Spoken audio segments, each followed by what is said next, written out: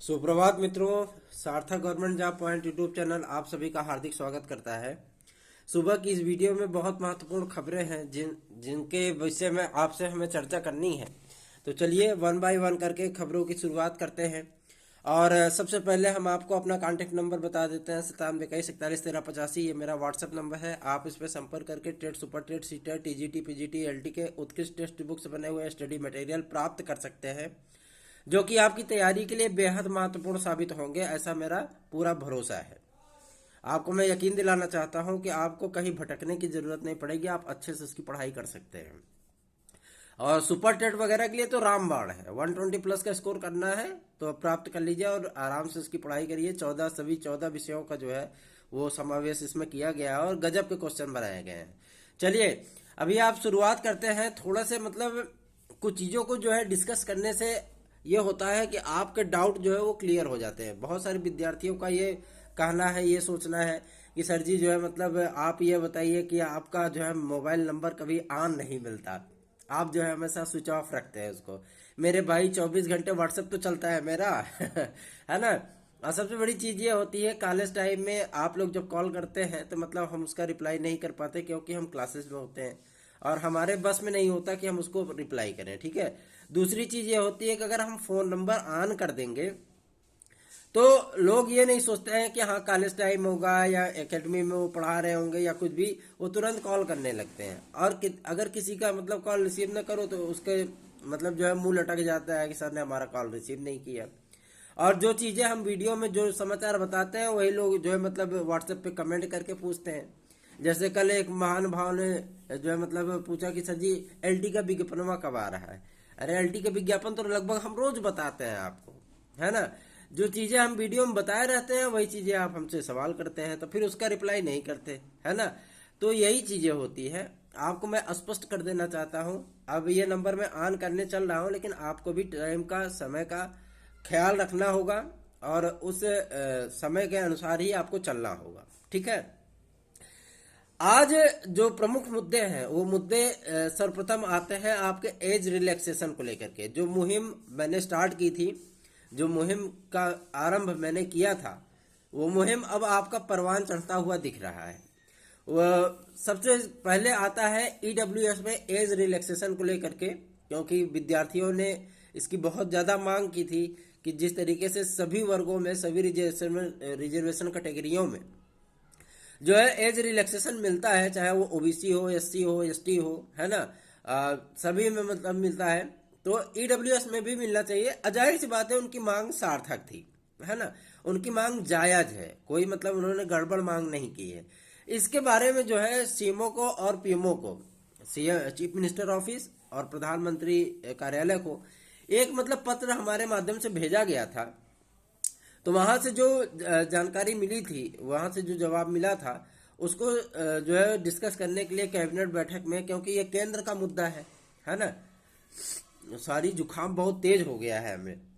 ये केंद्र का मुद्दा है तो जो चीजें होती है वो केंद्र सरकार से की जाएंगी, संसद से उसको जो है मंजूरी मिलेगी और जो है तभी आपका कुछ हो सकेगा। लेकिन इतना कंफर्म बता देता हूं, आपको ईडब्ल्यूएस में एज रिलैक्सेशन बहुत जल्दी मिलेगी। कम से कम आपको 5 साल की छूट, जैसे अन्य कैटेगरियों में है वैसे ही आपको इसमें भी छूट प्रदान की जाएगी। लेकिन उसके पहले मैं आपको बता देना चाहता हूं कि एलटी आदि में जितनी भी लोक सेवा आयोग से भर्तियां आएंगी, उन भर्तियों में आपको 1980 से एज रिलैक्सेशन 2 साल का अवश्य मिलेगा। काउंटिंग जो होगी वो 1980 से होगी, ये बात सामने आ रही है।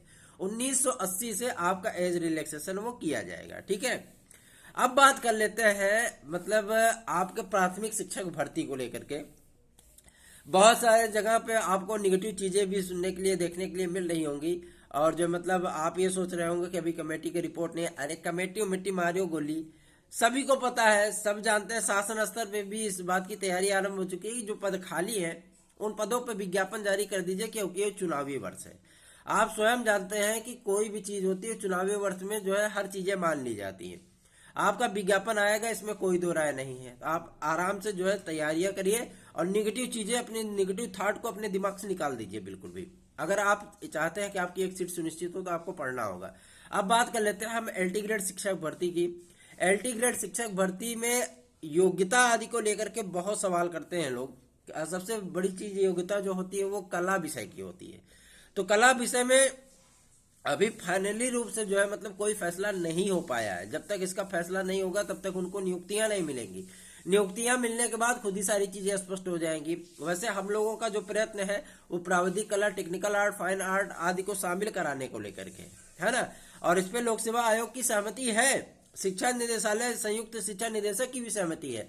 लेकिन अब इसकी सहमति आपको यूपी बोर्ड से प्राप्त करनी होगी। मतलब यूपी बोर्ड अगर सहमति दे देता है तो नियमावली में संशोधन हो जाएगा, नियमावली में संशोधन हो जाएगा तो जो है मतलब वो चीजें होंगी। लेकिन पहले यूपी बोर्ड अपनी नियमावली में संशोधन करेगा ना, उसको जो है स्पष्ट करेगा कि हाँ ये डिग्री धारक जो है वो हमारे कोर्स को पढ़ाने के लिए एलिजिबल है ना, तभी मतलब वो चीज होगा। और आप जानते हैं एलटी ग्रेड में बीएड की योग्यता अनिवार्य है। जीआईसी कॉलेजों में, राजकीय कॉलेजों में पढ़ाने के लिए बीएड की अनिवार्यता होती है ना।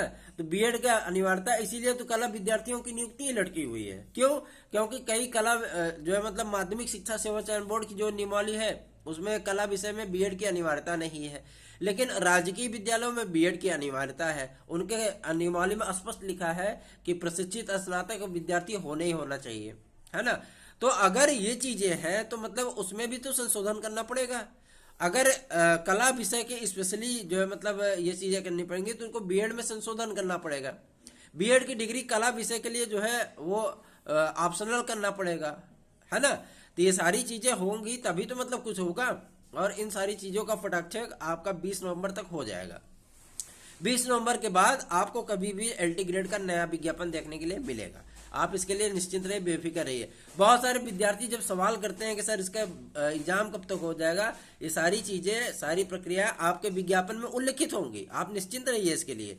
कितने पद आ रहे हैं, क्या आ रहे हैं, कब इसका एग्जाम होगा, कब इसका रिजल्ट आएगा, कब जो सारी चीजें होंगी वो सारी चीजें स्पष्ट हो जाएंगी। और आपको एक चीज मैं बता दूं, ये भर्ती जो है आपकी फास्ट ट्रैक पे है ना। और ये भर्ती बहुत जल्दी कंप्लीट होगी, 2016-2018 वाली स्थिति नहीं होगी। आप निश्चिंत रहिए इसके लिए, ठीक है ना। ये इसके लिए आप बिल्कुल भी निश्चिंत रहिए। क्यों? क्योंकि मतलब जो है राजकीय विद्यालयों में बहुत ही गड़बड़ स्थिति हो गई है। कई विद्यालयों में तो एक एक अध्यापक हैं केवल, और जो है मतलब वो नहीं कर पा रहे। और आप जानते हैं कि 2018 एलटी ग्रेड में कई विषयों के तो मतलब जो है जैसे कंप्यूटर साइंस में सारी की सारी सीटें ही खाली चली गई थी, केवल 30 विद्यार्थियों का चयन हुआ था, है ना। गणित में, संस्कृत में, अंग्रेजी में, कि मतलब ये सारी स्थितियां बन पड़ी थी। तो पद बहुत खाली है और उस पर जो है मतलब भर्ती हर हाल में होगी और बहुत जल्दी आपका विज्ञापन आएगा। अब बात कर लेते हैं हम आपके आज के एडेड जूनियर हाई स्कूल की भर्ती परीक्षा के रिजल्ट को लेकर के। आपका रिजल्ट हो सकता है कि आज जारी कर दिया जाए और पीएनपी सचिव ने स्पष्ट कर दिया है। लेकिन मेरिट आदि को लेकर के बहुत विद्यार्थी सवाल करते हैं। मैं आपको बता दूं कि आपका अलग अलग विषयों पे ही मेरिट बनेगी।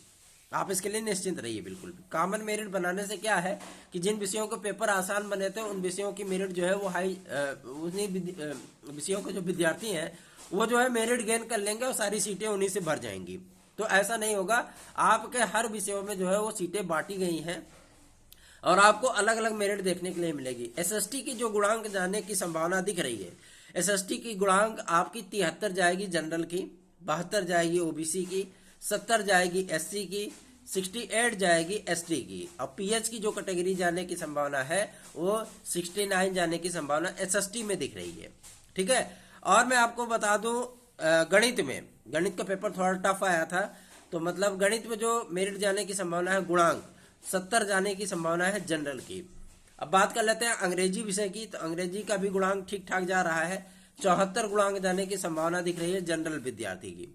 संस्कृत की बात कर लें तो संस्कृत में आपको कम से कम 74 होना जरूरी है। अगर आप 74 के गुणांक पे आते हैं जनरल विद्यार्थी तो आप आराम से सिलेक्ट हो जाएंगे, इसमें कोई दुरा नहीं। क्यों? क्योंकि सीटें बहुत कम है, सीटें 1550-1600 ही है।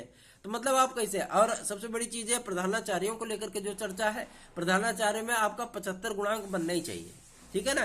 क्योंकि आप जानते हैं पेपर आउट हो गया था, भ्रष्टाचार हुआ था, तो जाहिर सी बात है मेरिट में इसका प्रभाव आपको देखने के लिए मिलेगा। कई विद्यार्थियों के जो एकेडमिक है वो 30-30 प्लस है ना। और कॉमन अंक का रेवड़ी पाने के बाद वो भी कंपटीशन में आ गए हैं, ठीक है। तो वो कंपटीशन आपसे करेंगे और अगर पॉइंट में भी वो आगे हो गए तो भी आपकी मेरिट वो सीट ले गए, ठीक है। तो बड़े दिलचस्प है, बहुत मतलब गजब की मेरिट इसकी बन रही है और आपके लिए जो रिजल्ट आएगा वो चौंकाने वाला रिजल्ट होगा। तो आप इससे ज्यादा उम्मीदें ना करिए। जो सफल विद्यार्थी होंगे, जो सफल भाई बहन होंगे, उनको दिल से शुभकामना, उनको बहुत बहुत बधाई हो। और अगर मान लीजिए कि जो सफल नहीं होते हैं वो निराश ना हो, वो आगे की भर्ती की तैयारियों में लग जाए, ठीक है। ये आपके लिए बिग अपॉर्चुनिटी है। हमारी जो कोर्ट की कार्रवाई चल रही है, आपका जो है मतलब याचिका दाखिल हो चुका है, 7-8 विषयों पे हमारी याचिका गई है। और कल हमने कला विषय का नाम नहीं लिया था तो बहुत सारे विद्यार्थी परेशान हो गए, सर आपने कला का नाम नहीं लिया। कला का नाम लिया है मैंने, और मैं बता दूं कला विषय भी उसमें शामिल है। और एक मतलब याचिका आज दाखिल होगी हमारी, वो कॉमर्स की होगी, ठीक है। वो कॉमर्स विषय की होगी। कॉमर्स में भी कुछ विद्यार्थी जो है वो हैं और विज्ञान के भी हैं।